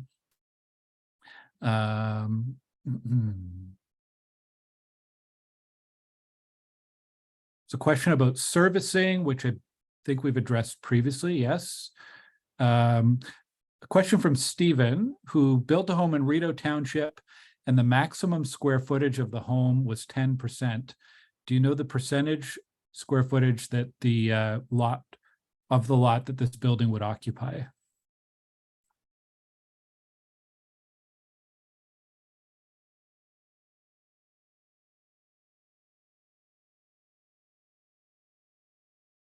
I think Suzanne might be doing some math. You're on mute, Suzanne. Sorry, I do have that information. Just let me look it up. I'll let you move to the next question and I'll grab that. Okay, well, you're looking it up. Eric asked about the sidewalk is on the private property and not within the right of way. That's true. So he asks if this would be accessible or usable by the public, and how it would connect to future sidewalks. I don't know if there's a quick answer to that. It is on the property. It's not intended for public use. It's kind of well within the property limits and on the other side of the culvert. So you would have to cross the culvert to use the sidewalk. Okay. And that's part of the review that the city is doing as well in terms of how that interface happens. There's a question about parking and enforcement, or a comment about parking and enforcement. A suggestion to make Brae a no parking street from Main Street to Henry Goulburn. I know, Suzanne, you're calculating there, so.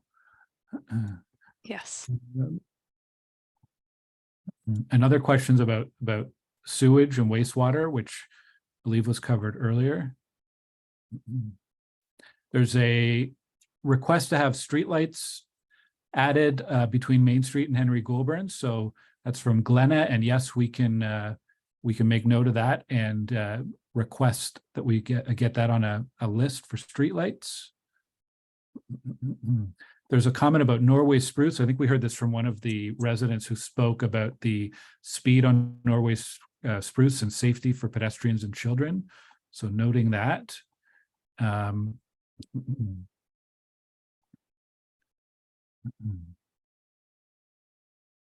There's a question from Karen that I think I could answer. So it says, is this a done deal, and under what circumstances will this project not go ahead? So to clarify, this is a proposal. It's not a done deal. It's still in the review process by city staff. They formally, the comment period ended about a week or so ago, and they're in an issue resolution period now, which is where the city planner works with the applicant team to address any issues, technical issues, public feedback that have arisen. And after that, then the city planner will make a recommendation to planning committee to either approve or reject this project. And then there would be a rationale around why that recommendation was being made. So there's still some process ahead of us here.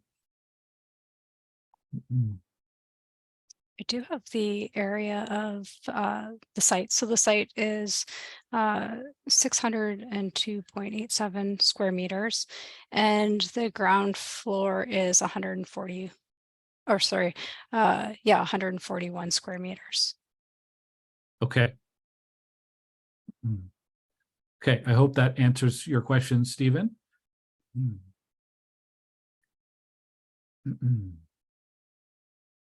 Couple hands up. We'll try to go to Virginia again. I know we were having some audio issues earlier. Virginia, if you can try unmuting, and we'll see if we can hear you this time. Can you hear me now? Yes, loud and clear. Excellent. Great, thank you. Thank you for being patient as I work through the technology on my end.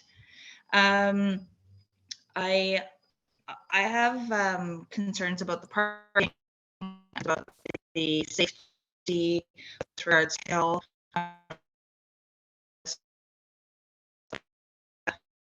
And I understand the views of everybody else who have mentioned the safety issues on Brae.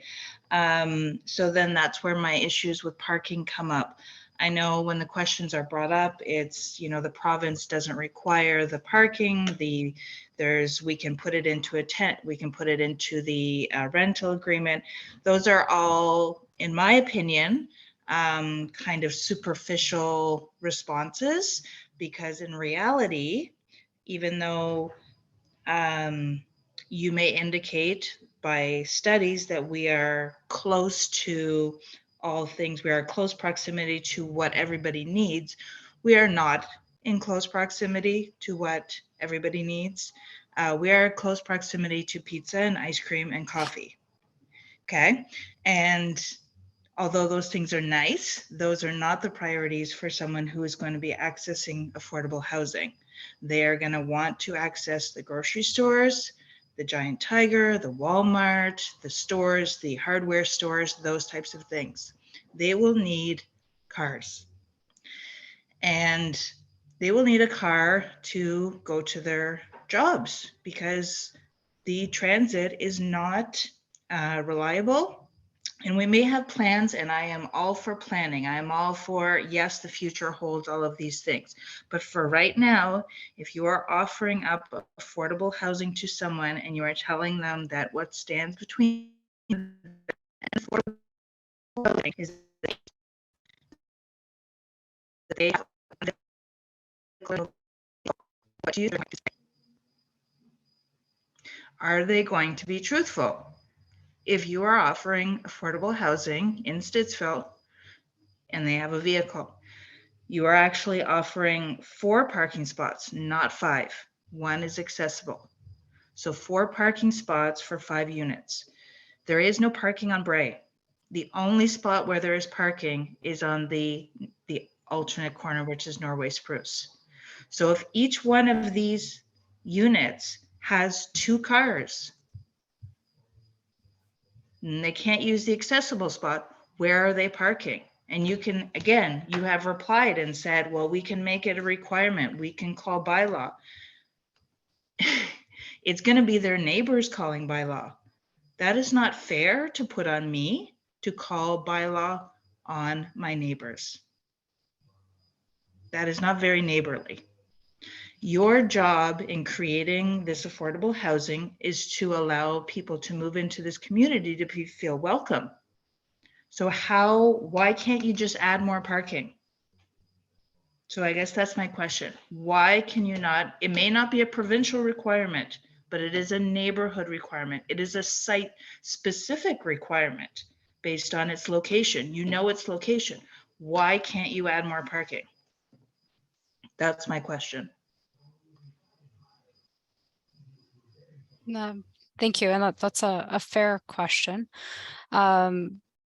We're only required to provide 6.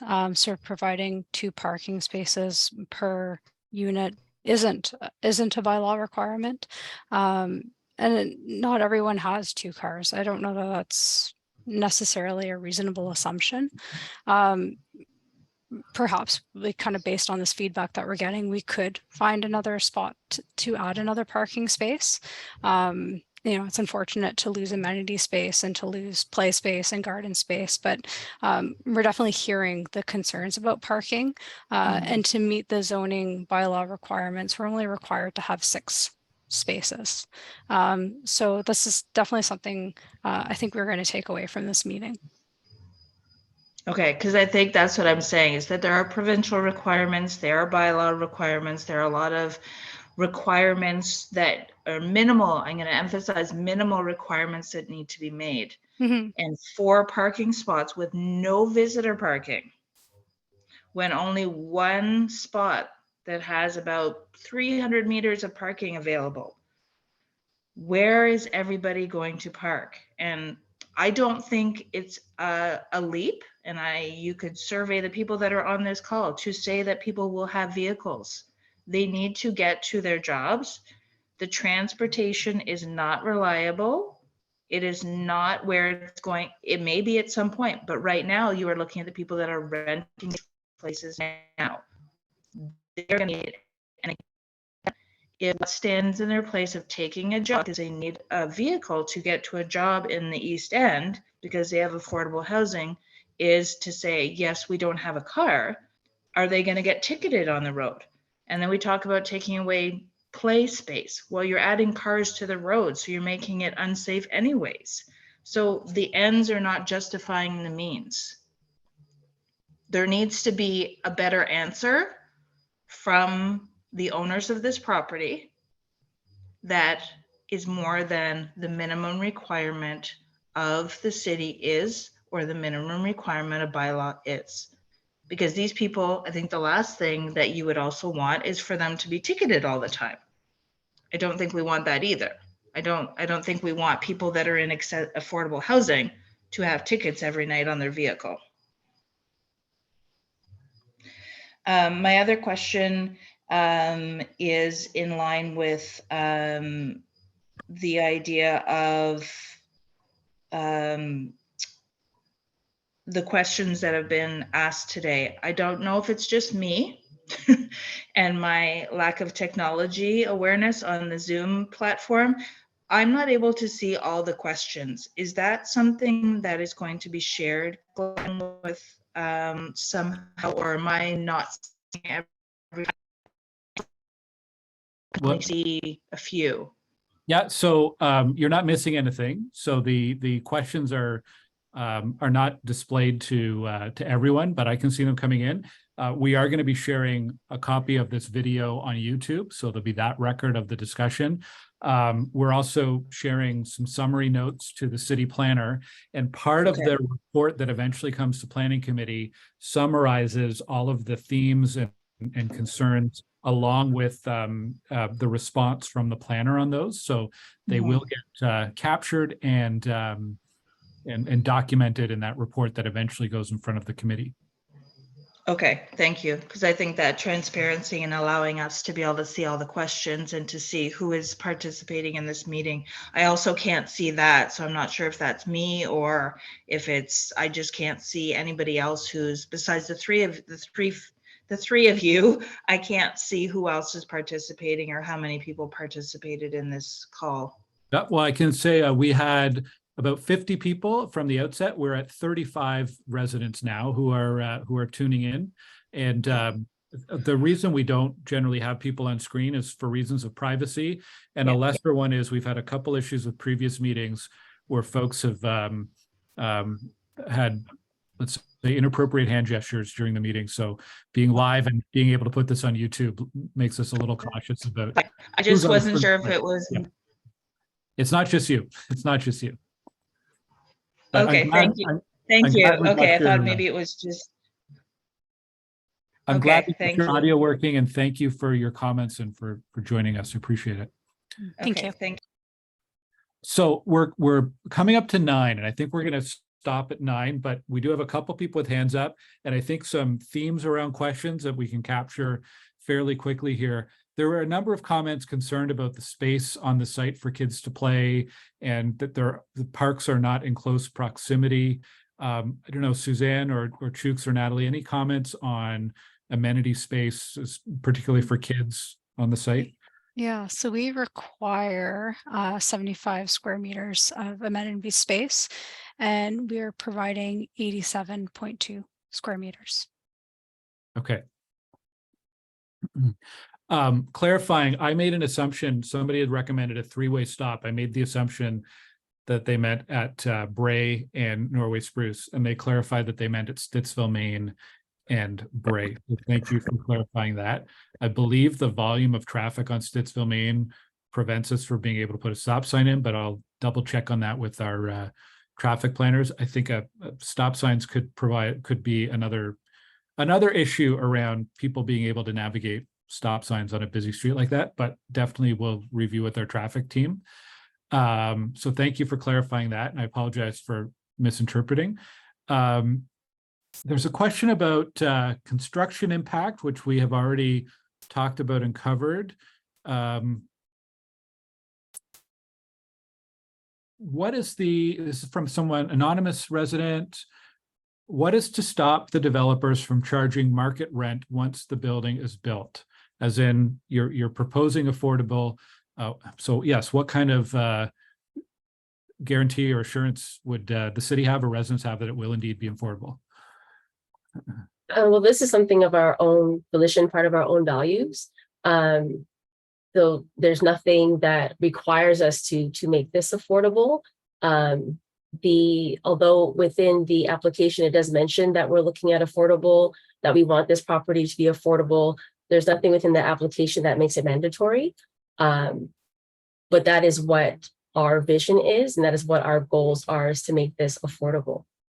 And our principles as an organization itself, that's what we kind of hone on in terms of what we seek in terms of opportunities. So it's built into our organizational mandate itself. So that's why we're doing it that way.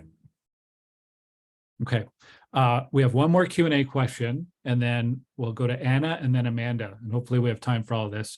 Eric asks about Stittsville, Maine is to be a transit priority corridor, and he asks if there's a timeline for when transit frequency will be increased. Eric, I don't have a specific timeline, but what's meant by transit priority corridor is that in the near-ish future, so it won't be this year or next year, you'll start to see frequency improve on Stittsville, Maine. There's a bus every 30 minutes during most of the weekends and weekdays. The intention would be bring that to 20 minutes, 15 minutes, 10 minutes, and improve the frequency as we go on. Starting August 27th, there are additional early morning and late night runs of the 61 that are being added into Stittsville for businesses on Stittsville Main Street primarily. Obviously, everyone benefits, but it's specifically for a lot of shift workers early in the morning and late night on Stittsville Main Street. Amanda, actually, I think I said we go to Anna next. So I'll go to Anna and then Amanda. Anna? Yeah, I think the anonymous comment just sort of answered my question, in that this isn't actually affordable housing or social housing. This is an apartment building that's being built in the neighborhood that the developer is saying they're going to charge below market rent for. But there's nothing legally that you could do to enforce that promise at this point. So everyone in the neighborhood should assume that this is a regular apartment building, and that market rent could be charged as soon as it's built. And there's absolutely nothing anyone could do about that, because this is not social housing or affordable housing. Those are different concepts that are run by the municipality, and this is not that. There's also nothing stopping the developer from selling it the minute it's built to a Minto or to anybody else who are going to charge for market rent. Absolutely nothing legally stopping that. So my question to the developer is, are you a not-for-profit corporation or a for-profit corporation? And what's stopping you from selling it the minute you have it built? So we are a for-profit organization.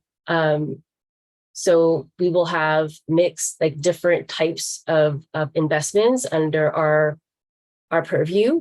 But really what you have is our word. So within the city plan, it doesn't say you can only do this if you are building affordable housing. What we're conveying to people is that this is part of what we are trying to do because of our experience, volunteering in community, our experience with community members, our own personal experience. This is something that's important to us, which is part of our values. So we're not trying to sell you on anything in terms of this being affordable.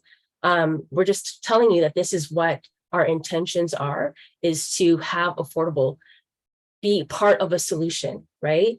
And so this is also part of what, the city plan is trying to do, is trying to get a mix of different solutions in play when it comes to the current housing situation that we're in. So having private, having nonprofit organizations, having government, funding to help with this situation. So this is something that we are working towards doing as part of our contribution to the social issue that we're all experiencing. I think it's incredibly disingenuous to call this affordable housing. Like, it's not affordable housing. And the idea that how people picture that or what we associate with that, it's not. And to call it affordable housing in this type of meeting makes it seem like there's, it's NIMBYism if we oppose it. It's not. You're building an apartment building. And it should be treated like that. And Glenn, I don't think the city it's not affordable housing. You can't call it affordable housing. So I think going forward from a communication standpoint, it's incredibly disingenuous to say it is. And that goes to everyone's point on this meeting that none of us, quote, knew it was affordable housing, because it's not. So I think going forward, that can't be the messaging, and that it has to be a truthful messaging to the community that what's happening here is that a for-profit organization is building a for-profit apartment building in an inappropriate spot, and that's what's happening. Okay, thank you, Anna.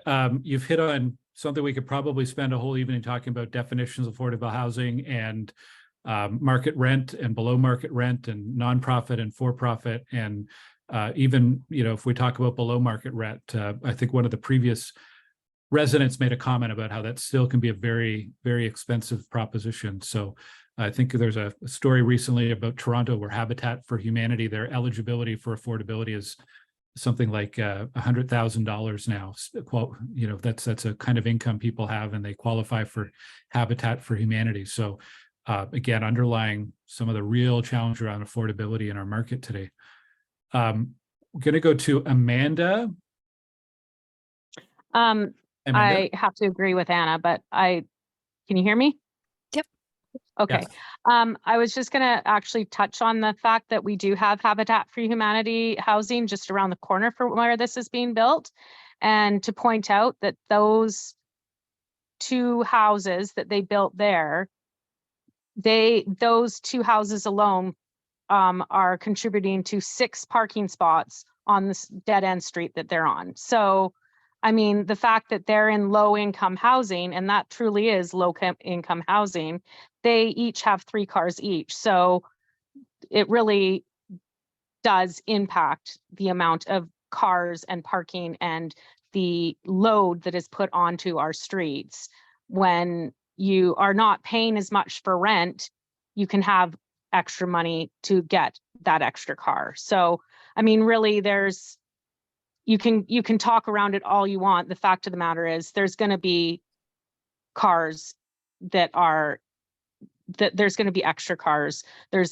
It's going to contribute to a lack of safety for our community. And it's very frustrating to know that the amount of traffic that's going to be coming down this street is probably going to double or triple, because we also have the new development at the end of the street as well. So it makes it very frustrating. Again, I commend you if that's what you want to do, but I have my reservations. Okay, thank you, Amanda. So we are at 9 o'clock. Thank you to everyone who shared comments and questions today. Some good questions, some good feedback. We've taken a lot of notes, and I think the applicant team has as well. I do again want to encourage and remind people to please, if you haven't already, contact Soleil Solac, the city planner, with any of your comments, or if you want to be added to the formal notification list. And all that information is on my website. It's glengower.ca/development. Thank you to Chooks and to Natalie and to Suzanne for being a part of this tonight and for answering the questions. I also want to say thanks to Kara and Lisa from my team who've been helping out behind the scenes this evening. And if there's anything that we didn't answer in a fulsome way, or if you have any additional questions or comments that we didn't have time for, please send me an email and we'd be happy to get back to you with more information. And again, thanks everybody, and I hope you all have a great night. Take care. Thank you. Thank you. Have a great night.